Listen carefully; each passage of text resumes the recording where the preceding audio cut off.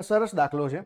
અહીંયા તમને આપ્યું છે અનિલ સની કરતા લાંબો છે, બેબી કરતા ટૂંકો છે, અનિલ બોસ કરતા ઊંચો છે, જે સની કરતા ટૂંકા છે, બેબી અનિલ કરતા ટૂંકી છે, સૌથી ટૂંકું કોણ છે?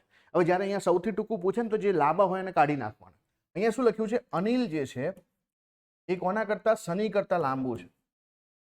અને સની જે છે, કેમ કે સની જે છે શું લખ્યું છે? અનિલ સની કરતા લાંબુ છે, જે બેબી કરતા ટૂંકું છે. તો સની જે છે શું હશે? સની જે છે એ બેબી કરતા ટૂંકું છે, તો બેબી જે છે એના આગળ આવશે. ધ્યાન આપજો ખાસ, અહીંયા શબ્દ સમજવા જેવા છે. અનિલ બોઝ કરતા ઊંચો છે, એટલે અહીંયા જે છે અનિલ જે છે એ કોના કરતા? બોઝ કરતા ઊંચો છે.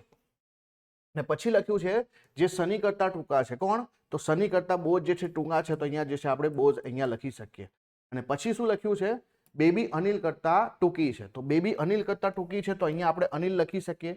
તો જુઓ, અનિલ, બેબી, સની, બોઝ. તો આમાં ટૂંકામાં ટૂંકું કોણ છે? બોઝ. તો આપણો જવાબ છે બોઝ. બાકી તમે ઊંચા જે છે લાંબા છે એને પણ ઉડાઈ શકો સંખ્યામાંથી, પણ આવું લખવું અહીંયા અગત્યનું શું હતું? અનિલ સની કરતા લાંબો છે, જે બેબી કરતા ટૂંકો. એમાં અનિલની વાત નથી, અહીંયા બેબીની વાત છે અને સની અને બેબીની વાત છે. એટલા માટે થોડું ધ્યાન આપવાની જરૂર હતી. તો જવાબ છે આપણો બોઝ.